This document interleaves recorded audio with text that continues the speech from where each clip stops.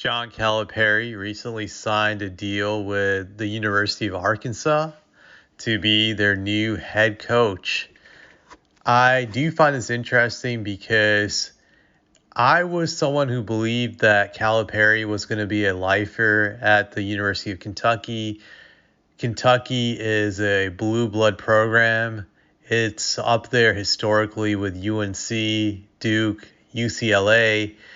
So it's a place where you don't leave if you've already had success. And granted, Calipari hadn't won a championship in a while over there. I think the last time he won was, I think, sometime in 2013, 2014. I don't remember precisely, but it was about 10, 12 years ago. So he hasn't won a championship in a while, but he's led them to several Final Fours during the time he's been there. You would think with all the success he had that he was never going to leave Kentucky and he would just be there forever until he decides to retire, that the fans would have given him a lifetime deal where he didn't have to deal with these expectations where they expected more from him. They just would be comfortable with having him and just let him do his thing. Just kind of like what you saw at other schools with guys like Roy Williams at UNC, Coach K at Duke. Just, I'm trying to think about anybody else that comes to my mind, but you get what I'm saying. Just a guy that would have unlimited power when it comes to running basketball operations over there.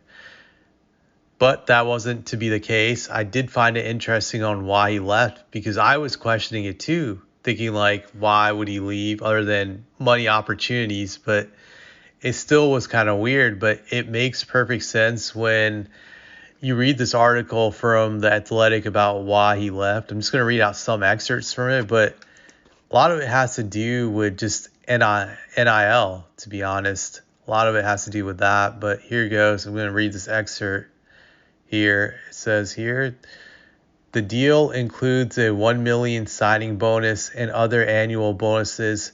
Those sources said the new partnership will include an NIL fund worth at least $5 to $7 million.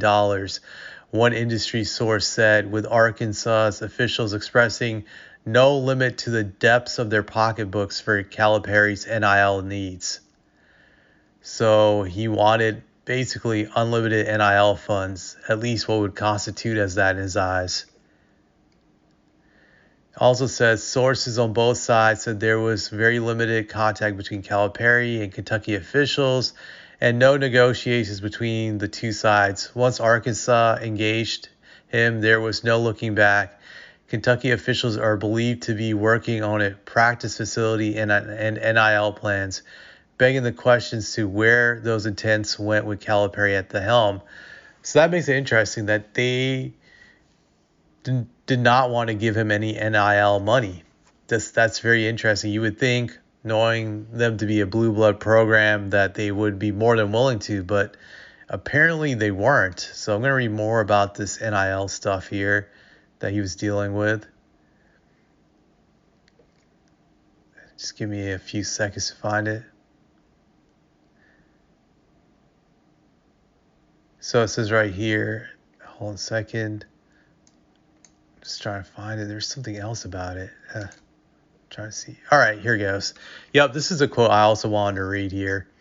The other thing to change is figuring out our roster, and you have to go in now and have NIL ready, which the school will do. I don't have to go out and do it anymore. I had to at Kentucky. Here we are putting a team together now since I've had to coach a new team every year. That doesn't bother me, but they have got to be good kids. If they're only about themselves, we won't recruit them. They won't be here. So that's very interesting that Kentucky, again, it's proved in his article, was not willing to give him the NIL money he needed. This goes to show you now with NIL being a big deal in college that you have to have the funds if you're going to get the best recruits, put together the best team, that you definitely need the NIL money. So this will be a determining factor for years to come when it comes to these other programs of whether or not they can put together an elite team. That is something that everyone's going to have to be aware of from years to come. If you want your school to be successful, they're going to have a large NIL fund to compete with the other powerhouses. That was very important. So at least now, it wants to, I would say, I'm trying to think of terms to express this, that it leads me to wonder, why didn't Kentucky want to give Calipari NIL funds? That to me is just very strange. Kentucky's all about college basketball. They live and die and breathe over there, so you would think they would be more than willing to give him that money, but apparently there wasn't. So here's where the article gets interesting again, that there was a feud between John Calipari and the athletic director Mitch Barnhart of Kentucky that cost this whole entire program. And they're saying here, I'm just going to read this excerpt right here. Multiple sources who have witnessed the situation say the relationship between Calipari and athletic director Mitch Barnhart had steadily deteriorated, and that a recent appearance on a local television together saying they got along fine and were committed to moving forward together was essentially a dog and pony show. That relationship was broken beyond repair in August 2022 while Calipari was with his team on an exhibition tour in the Bahamas. He'd been pressing Barnhart about the need for a new practice facility and even rounded up millions of dollars in pledges from his former players in the NBA to help fund it. But Barnhart would not budge, insisting that a then 15-year-old Joe Kraft Center needed only to be refreshed, not replaced. Soon, one afternoon during that trip, Calipari called a handful of reporters to his hotel suite and let loose. After a lot of spending on other sports at Kentucky, he said it was basketball's turn, and then came the words that went off like a stick of dynamite within the athletic department. This is a basketball school. Football coach Mark Stoops was upset publicly and privately, and Barnhart sided with his football coach, at least as Calipari saw it and still sees it. While Calipari was still in the Bahamas, being told not to issue any further public statements on the matter, not even a carefully crafted apology, Stoops and Barnhart held a joint press conference in Lexington, and Calipari's boss didn't hold back. We'll make sure we're not entitled, Barnhart said at one point. Basketball would always have support, he said, adding pointedly, if that's not good enough, coaches change a lot in today's world. This is interesting. So this rift really happened not only because he wasn't getting the NIL funds, but simply because him and Mitch did not respect each other. Mitch did not want to listen to his demands. He didn't take him seriously. So that's very interesting that this guy had something against Calipari. Granted, Calipari's no saint. He's kind of like a snake oilsman when you describe his personality.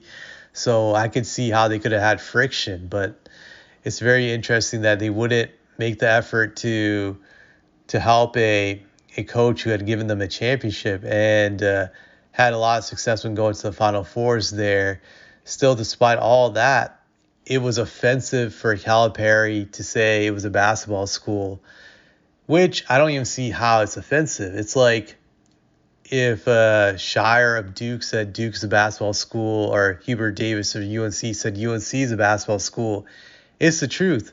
With all those universities, you think about basketball first before you think about football. They have never produced any legendary football programs from those schools, so I don't see how that's offensive. So that leads me to believe that Barnhart just had a strong disdain for Calipari even before those statements were issued, because everybody who's followed basketball knows Kentucky basketball is the biggest thing in the state of Kentucky. So it makes no sense for that to be offensive. It's a cultural thing down there. That's why I believe Barnhart hated him before those statements were issued. He had something against him that we don't know about.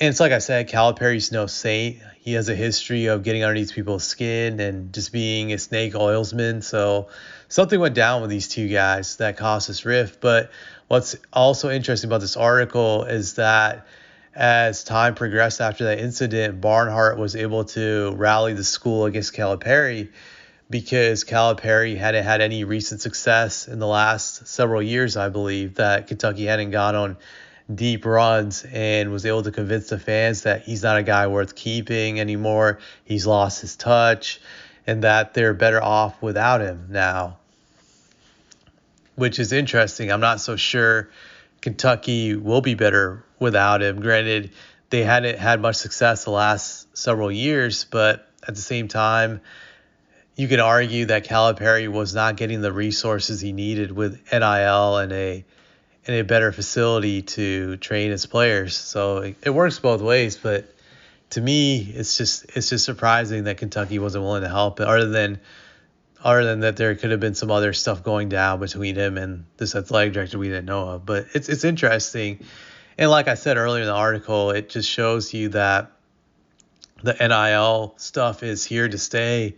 And if you don't have proper NIL funds, then you're not going to be able to compete in these major sports like basketball, football. So you really need it.